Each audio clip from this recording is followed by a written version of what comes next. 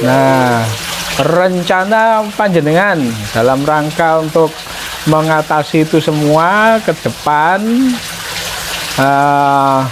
kesulitan-kesulitan itu tadi, kira-kira ada opsi-opsi apa saja Mas kira-kira yang jenengan bayangkan ya? Ya, Pak Hari sempat berpikir kepingin mendirikan sekolah itu pada awalnya begini. Karena dari yang ada kami terima itu rata-rata mereka kok belum sesuai ya. Misalkan saya butuh seorang tenaga sales and marketing. Ya. Sedangkan dari sekolah itu lulusan misalkan pemasaran di situ lebih ke sebagai pramu niaga. Ya kan. Sedangkan dibutuhkan itu sales yang benar-benar bisa komunikasi sama customer, ya kan, punya soft skill yang benar-benar itu bisa cepet akrab dan segala macam. Tapi rata-rata yang terjadi, quote unquote, pemasaran itu jadi jurusan terakhir yang di sekolah yang dipilih oleh siswa. Setelah nggak keterima di beberapa jurusan yang mereka inginkan, akhir-akhir di pemasaran. Padahal pemasaran ini kan menjadi garda terdepan sebuah perusahaan. Perusahaan bisa terus berlanjut ketika tim pemasaran ini jago. Dan hampir semua, bukan hampir semua ya, semua orang top dari 1 terkaya sampai 100, bahkan mungkin 150 terkaya di dunia, bahkan di Indonesia, itu semua rata-rata ahli marketing. Jual. Iya, ahli marketing, ahli jualan. Iya, berarti di sini selain faktor nggak jauh dari orang tua, ada faktor juga ketidaksesuaian, gap antara kebutuhan panjenengan pengusaha dengan pendidikan. Iya, dengan tenaga kerja yang tersedia. Sehingga jenengan punya pemikiran, oleh ngono aku pengusaha tak coba mendirikan sekolah begitu ya? Ya, tak gaya sekolah untuk marketing ya begini. Ternyata tapi setelah saya pelajari persyaratan di SMK itu, nggak ada jurusan marketing, sales and marketing nggak ada. Yang ada hanya pemasaran, itu ada pemasaran online sama jadi kurang spesifik ya? Kurang spesifik. Makanya saya kemarin itu kan nyari-nyari Cak Syukur, kapan ini bisa ketemu Cak Syukur kira-kira. Karena ini benar-benar problem yang harus diselesaikan bersama ya. Kalau kita selalu sementara kemarin tuh ngomong, wah banyak pengangguran, kurang lapangan kerja, ternyata enggak kok. Ternyata enggak. Banyak lapangan kerja ternyata banyak. Banyak, dan dibuktikan ketika akhir 2023 atau awal 2024 ya, saya lupa persisnya.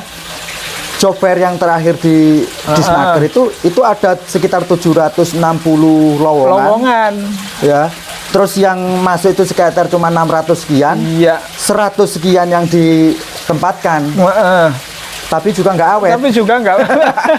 Iya Mas. Saya tahu kok, setiap kali job fair, ada event job fair itu kan jenengan juga ikut membuka stand. Jadi tanggal 31 juga ada. Terus ini apalagi kira-kira itu tadi ya. Jadi ternyata adanya gap antara lembaga pendidikan dengan kebutuhan. Ya, dengan kebutuhan dunia usaha itu gapnya bukan kurang spesifik begitu ya. Kurang spesifik. Sehingga jenengan punya pemikiran untuk kemudian gawe sekolah dhewe ya. Terus apa lagi Mas? Kan mendirikan sekolah itu juga tidak gampang, tidak semudah itu Furgoso atau mungkin kurang efektif efisiennya mungkin kita lebih berhitung ke ketika sekolah itu baru, bagaimana siswa itu mau masuk. Yakin nanti kita akan bisa menemukan solusi Mas terhadap ini. Terus yang lain apa Mas yang sudah panjenengan lakukan? Ada juga begini, ketika ini masih tentang gap tadi ya. Ketika sisi teknik misalkan begitu, yang berhubungan dengan kami kan ada RPL, ada TKJ. Teknik komputer, pokoknya yang berurusan dengan komputer ya. Dengan komputer. Ini gapnya juga jauh. Ketika misalkan di industri sekarang sudah bicara Core i9, ya kan, generasi dengan terbaru. Sedangkan di sekolah alat prakteknya kan masih belum ke sini. Untuk mencapai ke sini, sekolah kan juga ada aturan yang harus dipenuhi, penganggaran dan sebagainya. Akhirnya belajarnya siswa ini kan gapnya terlalu jauh antara ketika dia begitu keluar di dunia industri, ternyata seperti ini di industri, jauh sekali. Apalagi kira-kira itu tadi opsi-opsi ada opsi jenengan sampai punya keinginan seperti itu. Terus apalagi kira-kira yang jenengan sudah lakukan atau angan-angankan? Ya sementara lebih di itu sih Pak, dibikin ya apa ya mereka ini supaya bisa mungkin lebih siap. Apakah harus kalau pelatihan melalui di SMK saya rasa kan di SMK sekarang sudah ada kewirausahaan juga ya kan, sudah ada juga yang kegiatan P5 itu kadang ada kepekerjaan dan jenengan juga macam. sudah masuk ke sana ya? Sudah pernah kami kepekerjaan itu kami memberikan input ke calon-calon kelulusan, cuman kan baru lulus tahun besok ini mereka nggak tahu, nanti semoga ada buahnya yang bisa dipetik ke depan karena benar-benar kemarin itu mental yang kita kuatkan seperti itu. Terus apa lagi? Kapan hari itu sempat berpikir bikin balai latihan kerja Pak, ya. Sempat berpikir juga untuk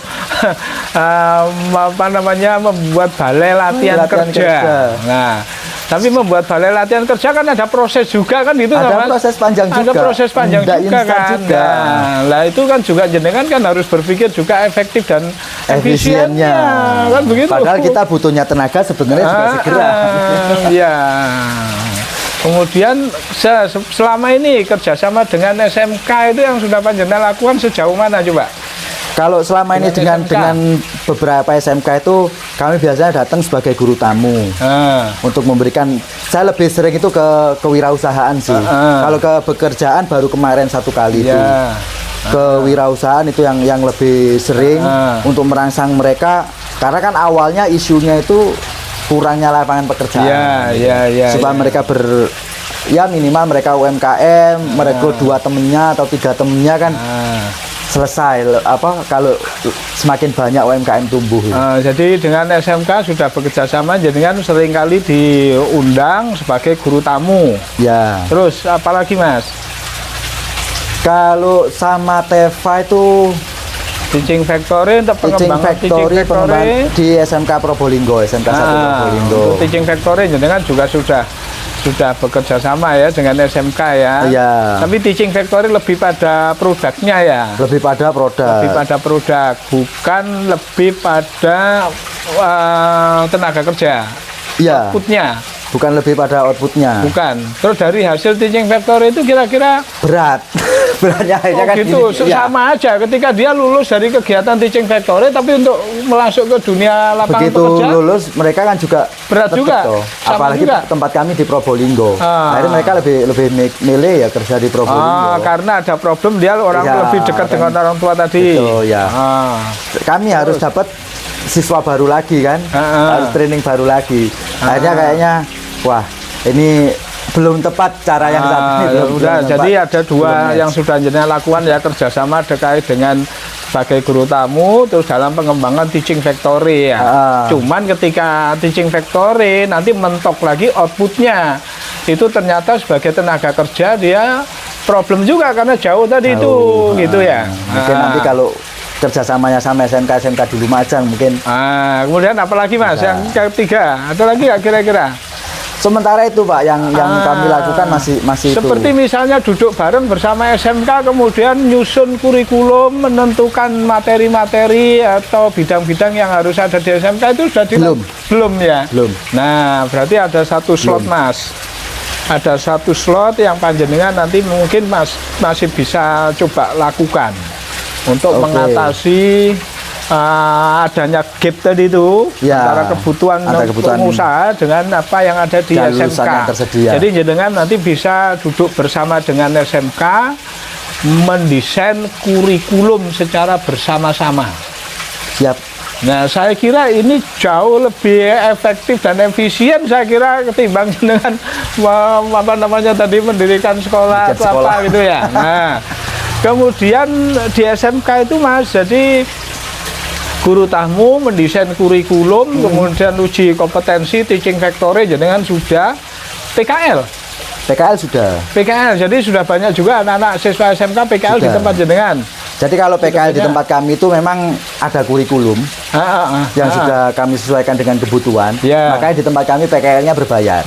Oh, lah, artinya ketika anak-anak SMK PKL di tempat jenengan sudah melakukan pekerjaan seperti halnya yang ada di tempat jenengan. Cuman sementara ini masih yang TKJ yang kami terima. Karena kami yang punya kurikulumnya komplit kan TKJ. Mulai dari biasanya kalau mereka 6 bulan itu 2 bulan kita laptop, 2 bulan handphone, 2 bulan printer, jadi mereka tahu nanti mana yang... Saya kira kita menemukan satu solusi ini tadi ya. Mendesain kurikulum secara bersama-sama dengan SMK, sehingga tidak cuma sekedar jadi guru tamu, tapi kurikulumnya sudah kita sudah menyesuaikan. Dengan begini nanti gap itu tadi akan bisa teratasi. Bisa kita atasi ya. Karena prinsipnya SMK itu kita bisa mendesain kurikulum secara bersama-sama dengan dunia usaha industri. Kayaknya satu lagi nih Pak yang mungkin ini. Karena kan kadang begini ya. Kurikulum SMK itu saya rasa sudah beberapa SMK sudah melakukan sinkronis juga dengan dunia usaha dunia industri. Tapi balik lagi, kadang anak sekolah ke SMK milih jurusan itu kadang bukan karena keinginannya juga. Nah, ini peran orang tua penting banget sebenarnya, pendampingan orang tua ketika mulai anak masih SMP. Anak ini mau kemana? Nanti mau jadi apa? Nak, kamu nak, itu dari awal sebenarnya. Jadi bukan cita-cita itu nanti diambil ketika lulus, akhirnya salah masuk jurusan karena ikut-ikutan teman. Oh, temanku sekolah di SMK, aku ikut SMK, ikut-ikutan pacar misalkan. Atau mungkin karena di sana sekolahnya lagi tren, ya kan, lagi boom banget, hippie banget, orang ingin ke situ. Jurusannya apa? Jurusan A. Ternyata setelah masuk, kok salah jurusan ini. Salah masuk sekolah saya ini. Nah, berarti di situ panjenengan bisa nggak kira-kira mengintervensi sekolah, kurikulumnya, guru tamu, sampai dengan rekrut pada saat penerimaan siswa baru. Saya kira jenengan juga bisa mengintervensi proses penerimaan siswa baru di SMK. Jadi kerjasama panjenengan dengan SMK itu mulai dari penerimaan siswa baru, desain kurikulum, pembelajaran dalam hal ini teaching factory-nya tadi, kemudian guru tamunya, kemudian PKL-nya, sampai uji kompetensi. Itu namanya Mas kalau di SMK kelas khusus. Oh gitu. Atau kelas industri. Oh, jadi langsung sudah satu kelas itu. Iya, jadi panjenengan bisa kerjasama dengan SMK itu tadi. Kalau di SMK itu namanya kelas khusus atau kelas industri. Dan ini sudah banyak yang sudah kita lakukan. Ambil aja contoh, mungkin kawan-kawan di dunia SMK sudah tahu ini ada kelas Alfamart, Yamaha, ada kelas Yamaha, ada kelas Astra, ada kelas Honda. Nah, kira-kira yang baru. Kira-kira kalau kemudian nanti panjenengan ada kelas persada atau kelas lab persada, kurikulumnya mulai itu dengan SMK. Jika kemudian dibanding dengan kita atau panjenengan membuat atau mendirikan lembaga latihan kerja atau mendirikan lembaga sekolah SMK, kira-kira lebih efisien mana, Mas? Efisien yang kelas khusus ini. Efisien yang kelas khusus. Karena siswanya kan sudah pasti ada akreditasi sekolahnya juga sudah